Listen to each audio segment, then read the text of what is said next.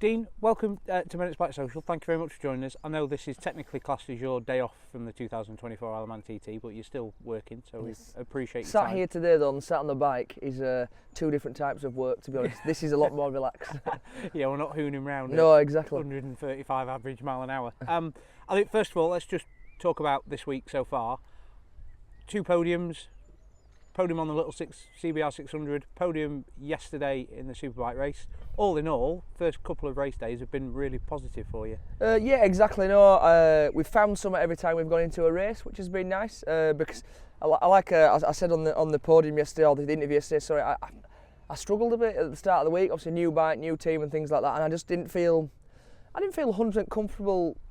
No, to really push on, but the lads are working really hard at Honda, and they were constantly making changes to the bike and making it a little bit better and a little bit better and a little bit better, and it's showing with the times. And we did the fastest ever lap round here yesterday, 135.1, 135.2 I think we did, and that was slowing down for the pits. So it proves that the potential's there, we have the speed, it's just piecing it all together for 6 laps, but that was a hard 6 lap race yesterday. Yeah, we've just sort of had a bit of cheese on toast there, and you said it was hard, and you said yesterday like it's the most physically drained you've ever been. Yes, after it is, a race. Yeah. It might sound a silly question, but obviously, why? Why is that? Because you've done this for over 10 years now. Yeah, you would think that. I think the speed's probably one of them, but you know, the little bit of a setup issues we have with just a bit of movement in the bike, I think it's just it's not 100% settled where I'd like it to be at the minute. But like I say, we are making it better, but it's just taking so much energy out of me to keep the thing on track, sort of thing. So I think we can make it better for next time out, which will then let me conserve a bit of energy and therefore give me more of a fight at the end of the race. And I think that's what will help us settle in a bit. Yesterday's race, if we just look at it, I say yesterday's race, people might be watching this a bit later on down the line. So the Superbike race, obviously you followed Michael for a fair bit of it. Did that help in any way? Obviously it kind of, I suppose, dragged you along. Yeah, 100%. But did you learn anything off him as no, well? I learned where his bike was strong and mine wasn't as strong as his bike, and there were places where I was stronger than him and he was stronger than me. So it's good to see what his Honda were doing in comparison to my Honda. So now we can sort of learn a little bit from that, hopefully, and then try and make it better for the next time out. Was it a little bit? Were you sat there thinking, why are you better here? We're on the same bike. We're at the same kind of level, shall we say? Because you're still doing the same sort of speeds. Yeah, well, it was strange. Like some places I'd go through and I thought, I'd reel him in, and then other places he'd pull away from me. And I used him as a gauge once he caught me up, obviously. So I used him as as a gauge, always on the bike, and I was comfortably sat there, to be honest. I thought, right, sit here, and he sort of dragged me up to back to third place. And then obviously when we came out the pits, unfortunately, I had the visor problem. I felt bad, to be fair. I thought he didn't deserve that, to be fair to him. He'd put all that hard work in for 4 laps. The last thing he deserved was that to happen to him. And then I struggled then a little bit because I'd almost lost my toe. And it sort of upset my rhythm a little bit then, that now right, I'm back to being by myself, and I struggled a little bit, especially on the last lap was the hardest lap, definitely. Do you think and it's a big if, do you think if the visor problem hadn't have happened to Michael, do you think it would have been closer towards the end of the race for you in terms of maybe... Do you know, I don't know, because he dragged me onto third, so I'd already got to there, so I don't know. You just never know. Around this place, you never know, do you? Anything can go wrong. Like I say, whether it's a helmet, visor, bike, it throws things out that you'd never even think about. If we talk about earlier on in the week, I just want to ask you a question about you and Keith from Coventry. You went viral online. Oh, yeah. I think it's the first time I've actually properly spoke to you about it. What actually happened? Everybody saw you come back on a CBR 600, but what actually happened? Well, I broke down going into Parliament Square on the bike, so I leant it against the wall, and obviously I'm frantically running around like, has anyone got a bike that can lend me, or somebody give me a lift back to the pits, because it was the first lap, you see.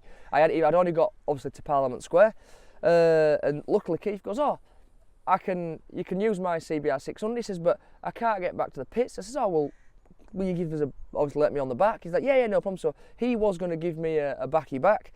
I thought, right, perfect, pillion back to the pits, and then realistically I thought, if I don't make this session, at least I might make the Super Sport session, which is the separate one after the Super Stock Superbike. And then he goes, I don't know where I'm going. I says, let's go on the Laxey Coast Road. He goes, well, where's that? I'm like, oh, right. I says, well, he goes, well, you ride, I'll get on back of you. I'm like, right, sound, that'll do. So I jumped on the bike, and I do have a bike licence, by the way, so I'm all right for riding on the road.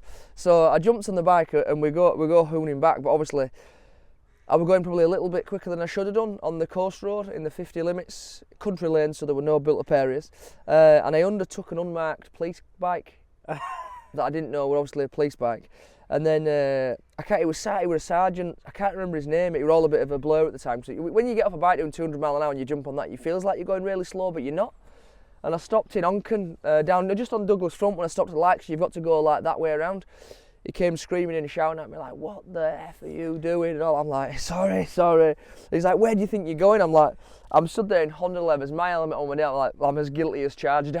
There's no saying it wasn't me or all that. So I'm like, "I'm sorry, mate." I says, I'm under the bus here, there's nothing I can do about it. But he's like, "Right, get on your way," and he followed me back to the pits, and then I went over to the police station that night and apologised, but I couldn't find him, so I went to the front desk and says, "I'm sorry about that, I didn't there was no intention of being wild riding, as I say." Well, you got back in time to get back out on the stocker, so... Yeah, exactly, I got back... in record time. Yeah, probably. I got back just in time and got just one lap on the super stock bike, then finished on the 600, so... Keith, he did me a bit of a favour then. It was handy that he had CBR 600 as well, so it went down quite well. I was going to say, yeah, were you looking for a CBR 600 no, or Honda, or were you just going to take anything that came to you? I'll be honest, at the time, a lift were a lift. It didn't matter what they're on, but fortunately I had a Honda as well, so it worked out quite well. Before we get on to the reason why we are actually down at Laxey Front, let's just talk about the rest of the week. Are you looking forward to the big bike races that we've got coming up? Obviously the Super Stock race on Tuesday, Super Sport race left, but then obviously the big one, the senior. Yeah, no, I'm looking forward to them all now, really. The next few races, honestly, 3 laps in the stock and 4 laps in 600 are physically a lot easier. So I feel a bit less, makes you a bit more relaxed. And then I'm hoping the things we learned on the super bike, we can transmit a little bit of that back across the super stock bike, because they are very similar setup wise. So I'm hoping we can learn a lot and then improve on both bikes. How are you finding being a factory Honda rider then at the TT? Because obviously, last few years, obviously with the Dow team, it's not a factory team. It's a family-run team, and it's very, let's say, stress-free, shall we say, at times.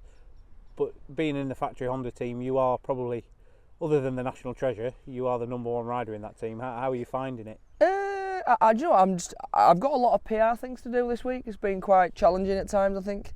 But I suppose you've just got to get on with it, and hopefully I've fitted in there quite well. I get along with them really well. Everyone in the team's really nice. The bike's working well, and we're getting podiums. Obviously, it'd be nice we want to try and get a couple of steps higher, or a step higher is what we need to be, hopefully later on this week. But the Fireblade's a brand new motorbike this year, the 24 bike, so we've had a few teething problems with it, let's say, throughout the start of the season, and we're just constantly just battling as way through it. And even the lads, honestly, the lads this year have not had a day off. You know, in the whole team, they've gone meeting to meeting to meeting, to test, and it's just so intense for us all. So, and we're straight from here, straight to Knockhill. So unfortunately, they don't get a weekend off after Knockhill. So the whole team needs a bit of a pat on the back. So everyone at Honda sort of needs a big pat there and just say fair play. So we'll keep pushing. Well, let's get on to the reason why we're here then. So I'll let you open the bag. Yep. So we've got underneath, probably people aren't going to see it on the camera just yet, but underneath we've got 2 showy helmet bags. I think this one here is the special one. So if you want to open Which one do you want me to open first? Well, if you open up the special one first, let's open up the special one, and then we'll... There we go. Just for people to look at, and then I'll let you explain what it all is. Alright, so I've got to answer, I'm straight there. Here we go. So this here is obviously a Shoei XPR Pro.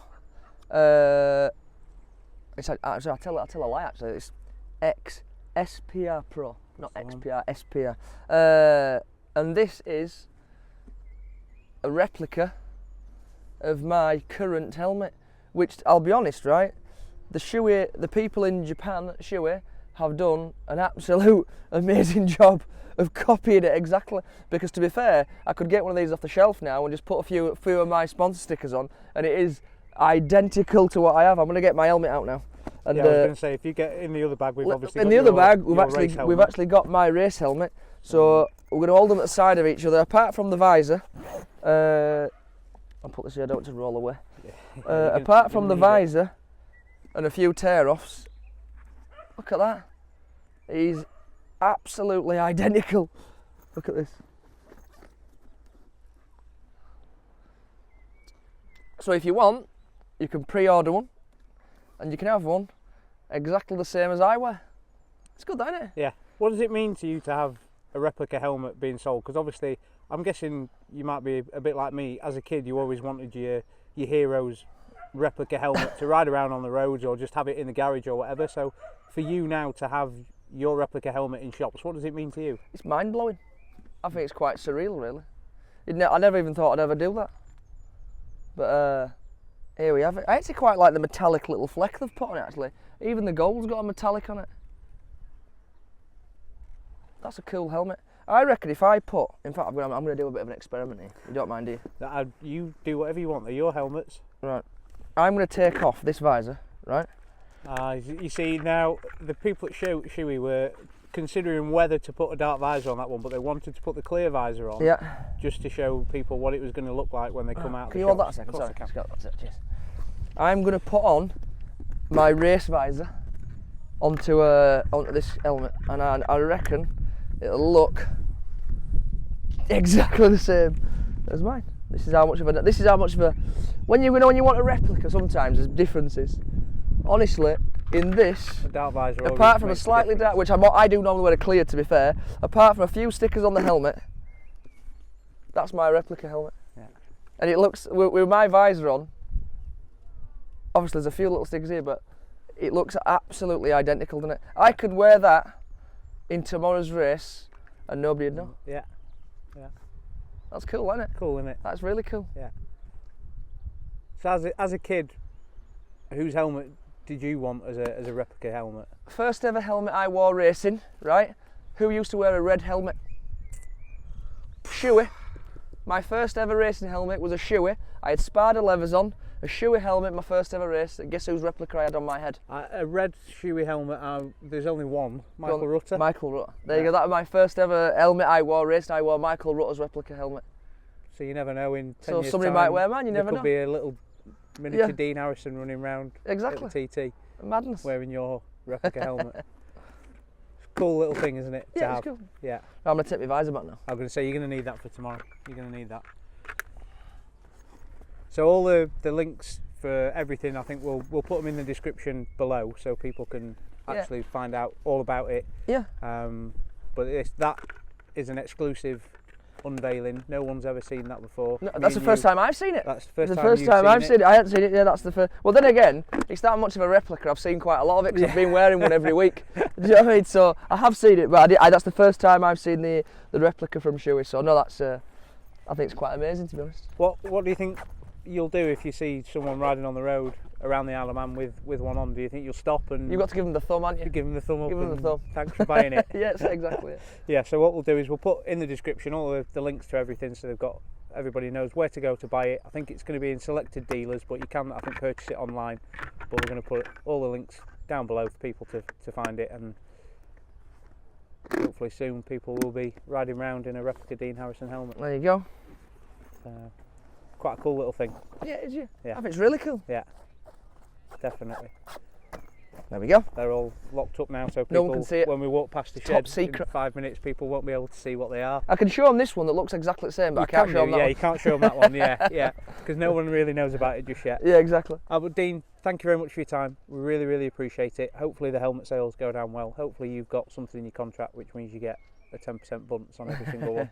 But good luck for the rest of 2024 at the Isle of Man TT. Thank you very much.